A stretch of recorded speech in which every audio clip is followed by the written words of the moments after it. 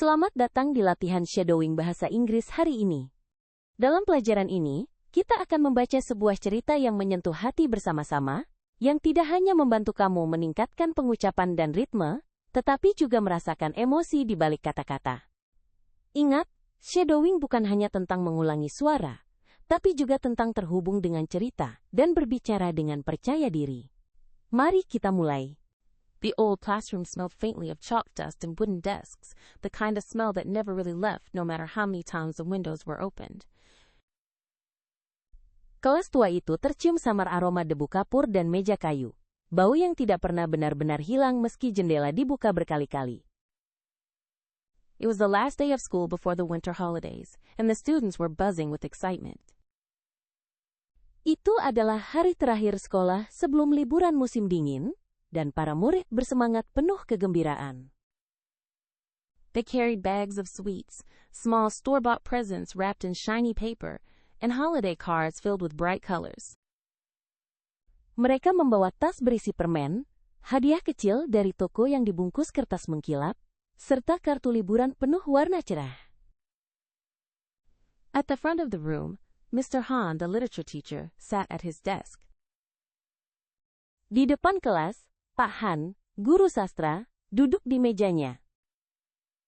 He was already in his 50s, his hair peppered with gray, his posture a little weary from decades of teaching. Usianya sudah lebih dari 50 tahun. Rambutnya dipenuhi uban. Posturnya agak letih setelah puluhan tahun mengajar.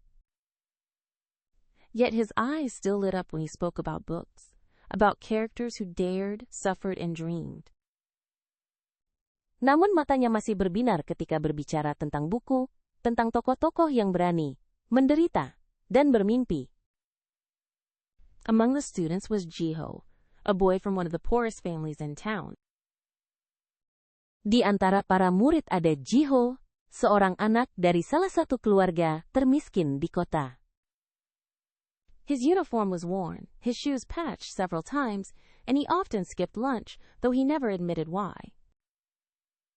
Seragamnya sudah usang, sepatunya beberapa kali ditambal, dan ia sering melewatkan makan siang, meski tak pernah mengakuinya. Despite all this, Jiho was attentive in class and loved stories. Meski begitu, Jiho selalu tekun di kelas dan mencintai cerita. As the students piled their gifts on Mr. Han's desk, Jiho felt a hollow ache in his stomach. Saat para murid menumpuk hadiah di meja Pak Han, Jiho merasakan perutnya kosong. He had no money to buy anything, but in the evenings he had worked quietly on something small yet meaningful. Ia tidak punya uang untuk membeli apapun, tetapi pada malam hari ia diam-diam membuat sesuatu yang kecil namun bermakna. When the classroom was almost empty, Jiho approached the teacher's desk, clutching a small bundle wrapped in plain cloth. Ketika kelas hampir kosong, Jiho mendekati meja guru sambil menggenggam sebuah bungkusan kecil berbalut kain polos. "This is for you, sir," he said softly. Inside was a handmade bookmark decorated with pressed wildflowers he had collected from the hills near his home. "Ini untuk Anda, Pak," katanya pelan. Di dalamnya ada pembatas buku buatan tangan yang dihiasi bunga liar kering, yang ia kumpulkan dari perbukitan dekat rumahnya. Mr. Han's eyes softened, and he asked if Jiho had made it himself. Jiho nodded and said he wanted to thank him for teaching stories that made him feel like he could go somewhere, even if he couldn't. Mata Pak Han melunak, dan ia bertanya apakah Jiho membuatnya sendiri. Jiho mengangguk dan berkata, ia ingin berterima kasih, karena guru telah mengajarkan cerita yang membuatnya merasa bisa pergi ke suatu tempat, meski sebenarnya tidak bisa. Mr. Han smiled and said it was beautiful and that he would use it. Pak Han tersenyum dan berkata itu indah dan ia akan memakainya. Jiho's face brightened, and for a moment the classroom seemed warmer.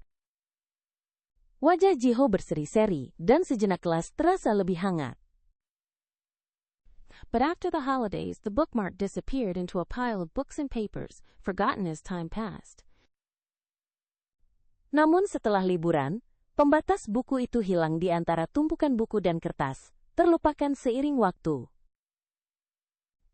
2 decades later, Mr. Han had retired and lived alone in a modest house. His days were quiet, spent reading old novels and walking slowly to the park. 20 tahun kemudian, Pak Han sudah pensiun dan tinggal sendiri di sebuah rumah sederhana. Hari-harinya tenang, dihabiskan dengan membaca novel lama dan berjalan pelan ke taman. One cold afternoon, there was a knock at his door. A man in his 30s wearing a neat suit stood there and said, "Mr. Han, do you remember me?" Suatu sore yang dingin, terdengar ketukan di pintunya. Seorang pria berusia 30-an mengenakan setelan rapi berdiri di sana dan berkata, "Pak Han, masih ingat saya?" It was Jiho, now grown and successful. He brought gifts of fruit and tea, and they sat together catching up on life. Itu adalah Jiho, yang kini sudah dewasa dan sukses. Ia membawa hadiah buah dan teh, lalu mereka duduk bersama sambil berbincang tentang kehidupan. Jiho explained he had studied hard, earned a scholarship, and built a company from nothing. Jiho menjelaskan bahwa ia belajar keras, meraih beasiswa, dan membangun perusahaan dari nol. Then he reached into his pocket and placed a small worn object on the table. It was the bookmark, edges frayed and colors faded but still intact. Lalu ia merogoh sakunya dan meletakkan sebuah benda kecil yang sudah usang di atas meja. Itu adalah pembatas buku, pinggirannya usang dan warnanya memudar, tetapi masih utuh. Mr. Han was stunned and asked, "You still have this?" Jiho said softly that whenever life was difficult, he looked at the bookmark and remembered that someone believed in him. Pak Han terkejut dan bertanya, "Kau masih menyimpannya?" Jiho berkata pelan bahwa setiap kali hidup terasa sulit, ia melihat pembatas buku itu, dan mengingat bahwa ada seseorang yang pernah percaya padanya. Tears filled Mr. Han's eyes as he realized a forgotten kindness had shaped a life. Jiho added, "You taught me more than literature. You taught me to believe in stories and in myself." Mata Pak Han dipenuhi air mata saat ia menyadari bahwa sebuah kebaikan yang terlupakan telah membentuk sebuah kehidupan. Jiho menambahkan, "Anda mengajarkan saya lebih dari sekadar sastra. Anda mengajarkan saya untuk percaya pada cerita dan pada diri saya sendiri." Mr. Han's heart swelled with pride as he said, "I am proud of you, Jiho, more than I can say." Hati Pak Han dipenuhi kebanggaan saat ia berkata, "Aku bangga padamu, Jiho. Lebih dari yang bisa kuungkapkan." They spent the afternoon reminiscing, laughing, and sitting in comfortable silences. Mereka menghabiskan sore dengan bernostalgia, tertawa, dan duduk dalam keheningan yang nyaman. Before leaving, Jiho promised, "Please let me visit again. You're not forgotten, teacher." Sebelum pergi, Jiho berjanji, "Tolong izinkan saya datang lagi. Guru, Anda tidak terlupakan." As the door closed, Mr. Han sat quietly with the faded bookmark in his hand. For the first time in many years, he felt his life had truly mattered. Saat pintu tertutup, Pak Han duduk diam dengan pembatas buku yang sudah pudar di tangannya. Untuk pertama kalinya, setelah bertahun-tahun, ia merasa hidupnya benar-benar berarti. The winter sun set slowly, casting long shadows across the room. On the table lay the fragile gift, a reminder that generosity, no matter how small, can echo through time. Matahari musim dingin perlahan tenggelam, bayangan panjang membentang di seluruh ruangan. Di atas meja tergeletak hadiah rapuh itu, pengingat bahwa kemurahan hati, sekecil apapun, dapat bergema sepanjang waktu. And in that quiet house, an old teacher smiled, knowing that even a humble bookmark, once overlooked, had helped write the story of a man's life. Dan di rumah yang sunyi itu, seorang guru tua tersenyum, menyadari bahwa bahkan pembatas buku sederhana yang pernah terabaikan pun, telah membantu menulis kisah kehidupan seorang manusia.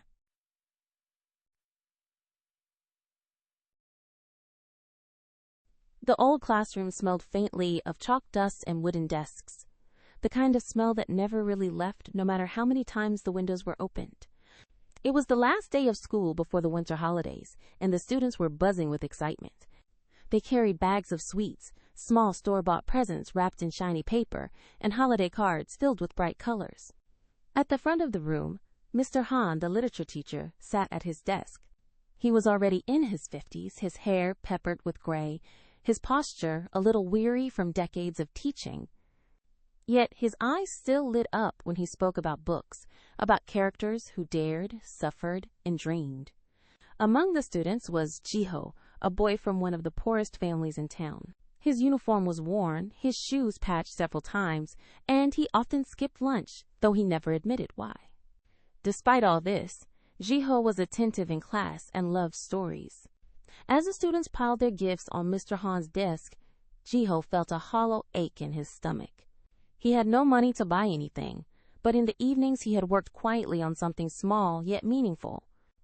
When the classroom was almost empty, Jiho approached the teacher's desk, clutching a small bundle wrapped in plain cloth. "This is for you, sir," he said softly. Inside was a handmade bookmark, decorated with pressed wildflowers he had collected from the hills near his home. Mr. Han's eyes softened, and he asked if Jiho had made it himself.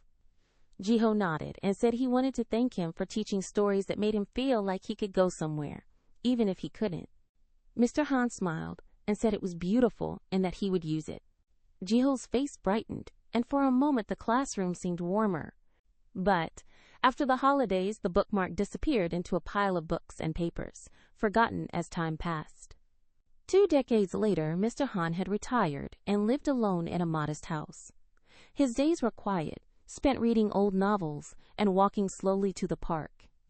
One cold afternoon, there was a knock at his door. A man in his 30s, wearing a neat suit, stood there and said, "Mr. Han, do you remember me?" It was Jiho, now grown and successful. He brought gifts of fruit and tea, and they sat together catching up on life. Jiho explained he had studied hard, earned a scholarship, and built a company from nothing. Then he reached into his pocket and placed a small, worn object on the table. It was the bookmark, edges frayed and colors faded, but still intact. Mr. Han was stunned and asked, "You still have this?" Jiho said softly that whenever life was difficult, he looked at the bookmark and remembered that someone believed in him. Tears filled Mr. Han's eyes as he realized a forgotten kindness had shaped a life. Jiho added, "You taught me more than literature. You taught me to believe in stories and in myself." Mr. Han's heart swelled with pride as he said, "I am proud of you, Jiho, more than I can say." They spent the afternoon reminiscing, laughing, and sitting in comfortable silences. Before leaving, Jiho promised, "Please let me visit again. You're not forgotten, teacher." As the door closed, Mr. Han sat quietly with the faded bookmark in his hand. For the first time in many years, he felt his life had truly mattered. The winter sun set slowly, casting long shadows across the room. On the table lay the fragile gift, a reminder that generosity, no matter how small, can echo through time. And in that quiet house, an old teacher smiled, knowing that even a humble bookmark once overlooked had helped write the story of a man's life.